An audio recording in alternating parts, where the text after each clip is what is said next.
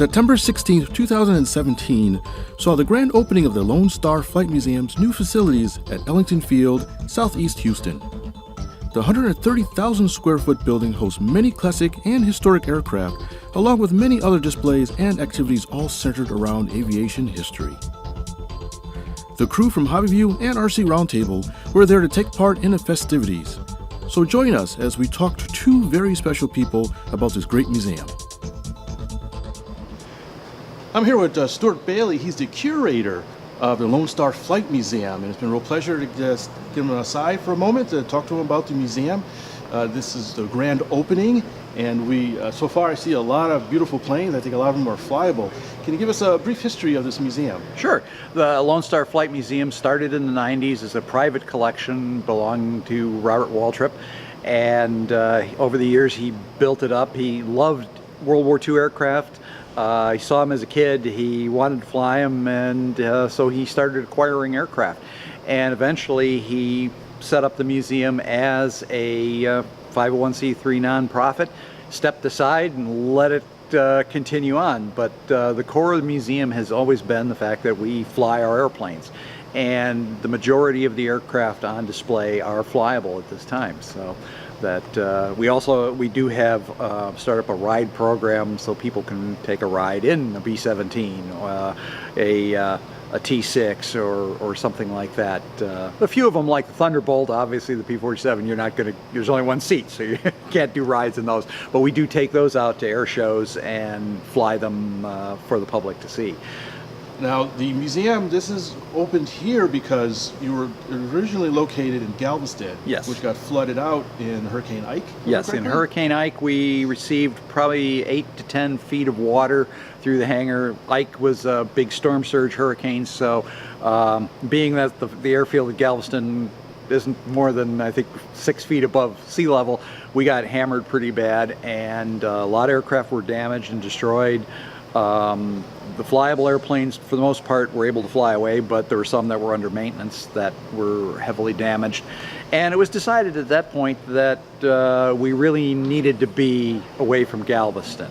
So plans started 8 years ago to move the museum up here to Ellington Airport so that it could be further away from storm surges. I mean, as has been seen, Houston is not not out of the hurricane zone, yeah, but as I say, we're away from the storm surge that we had in Galveston, and so it's a much nicer place. The facility is hangar-wise about the same size, but we've added in galleries on Texas aviation history, on the science of flight.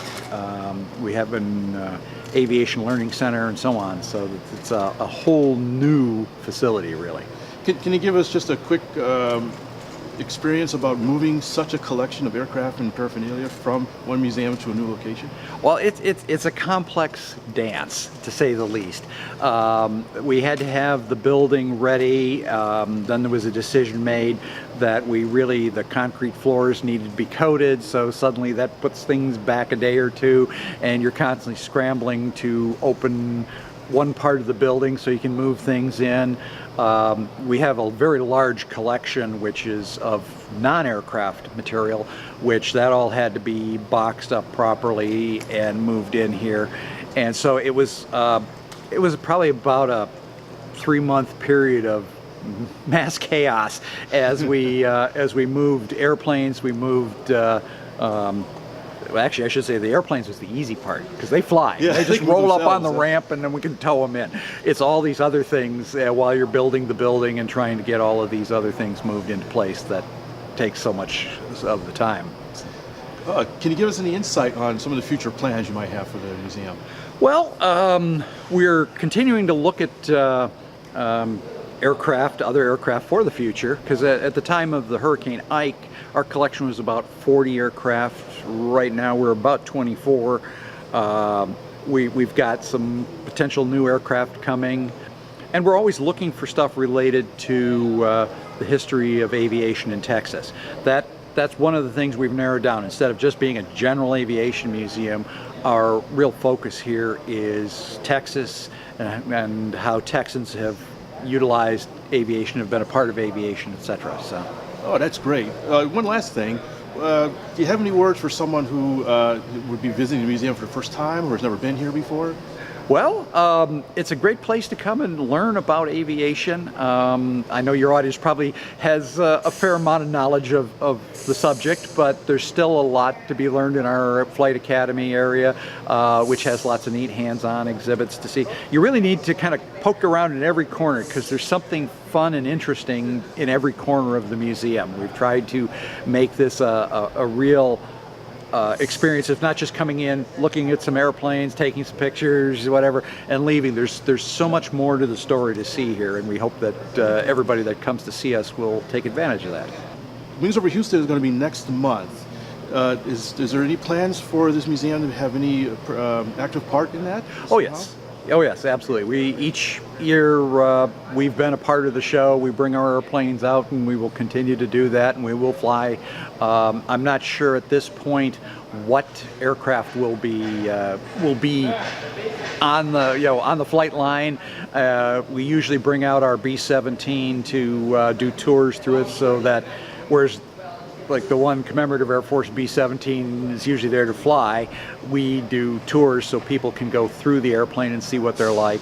So I haven't heard yet what as I say, what exact aircraft we have out there, but we'll certainly have plenty of our airplanes there, as well as being open here, although I know that the big fun is, of course, over on the flight line and in the field, but we will be open for people to stop in here and see that part of the collection that isn't on the flight line that day. Great. So Air conditioning. Air conditioning, yes. One of those things that's always welcome. So yes, we will be a nice air-conditioned space. So. Well, Stuart, thanks a lot for your time. Appreciate it. Well, thank you. And we're going to go look around some more and see what other wonderful things we can find in every nook and cranny of this place. Very good. Do enjoy it. All right, thank you. Okay. I'm here with Doug Owens, the CEO of the Lone Star Flight Museum. Thank you for joining us, Doug, and taking a few minutes out with us. Well, it's my pleasure. Welcome. As a CEO, can you give us a general idea of what your duties are with the museum? My duties with the museum were first to help oversee the construction and build of the new museum, and then the development of the operational construct that everyone is going to enjoy here today. We also had to go through a period of closing down the facility in Galveston, which we did back in July. So I've been with the museum now almost a year, and we've come through a great metamorphosis, if you will, over that year, from a fully operational facility down in Galveston to this great opening day that we have here at Ellington Airport. That's great. We're really happy to be here, and it looks wonderful so far. Can you give us an idea of what some of your hurdles you had to overcome to get the museum moved up to Ellington Field? Well, clearly, the time frame was a challenge to us.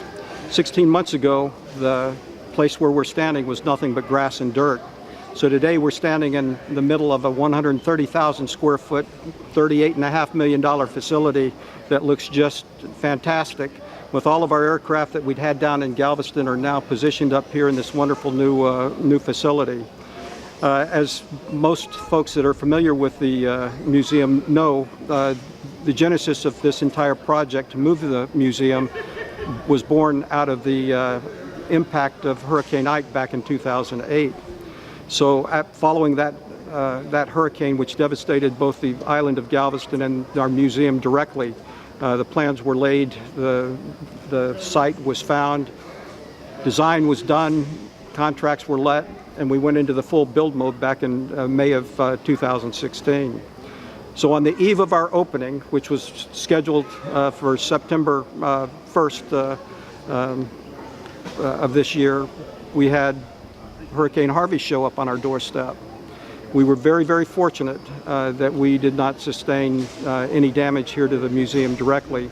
Some of our friends, our staff, and some of our volunteers were dramatically impacted, but for the museum itself, we weren't. But it's ironic that as we came out of Hurricane Ike in 2008 and were forced to move, that Hurricane Harvey impacted our opening and our grand opening and celebration in a way that caused us to put it off until today. So there's been a number of challenges along the way, but they've all been overcome, and here we are.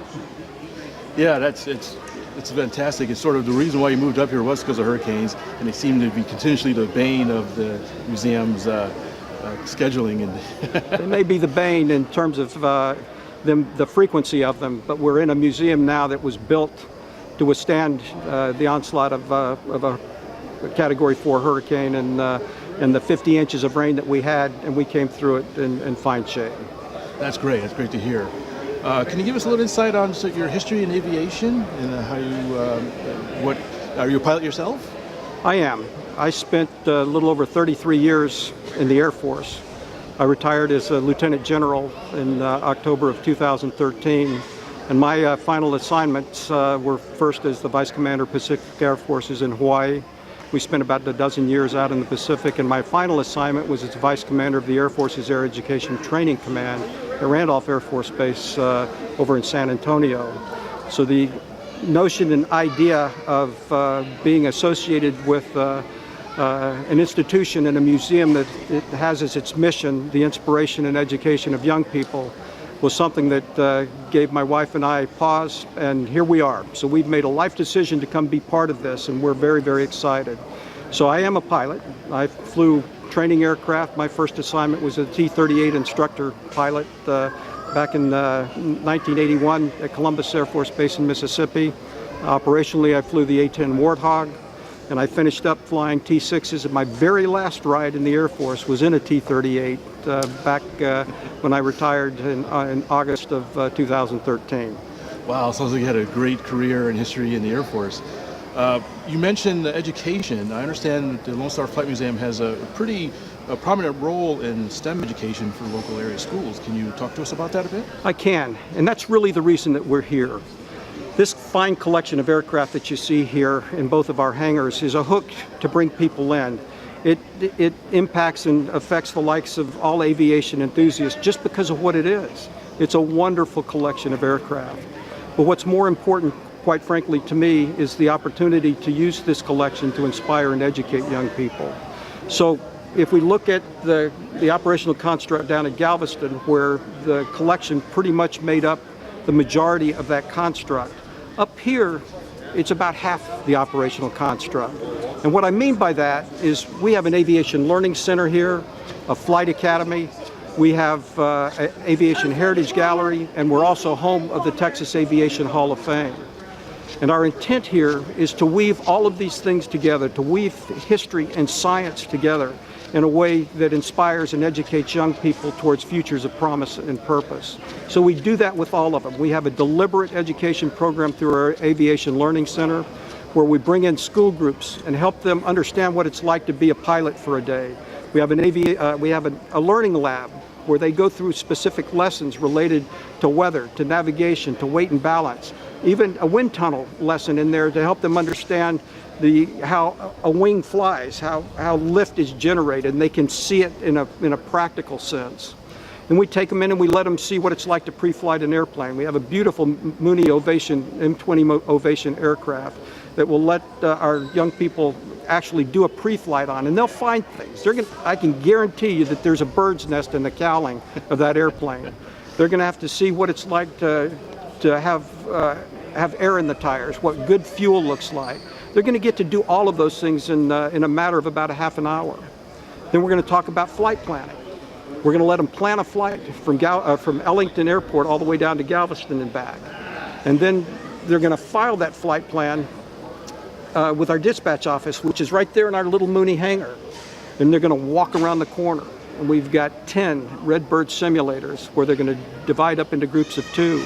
And they're going to fly that mission. So in a little over 2 hours, they're going to have the opportunity to experience what it's like being a pilot. And they're going to have a thrilling ride in our simulator. And without uttering a word about science and physics and math, they're going to come out with a smile. But what they're going to remember, they're going to remember the experience, and they're going to remember what the art of the possible is when it comes time to look at what their futures are going to be like. And that's what this is about.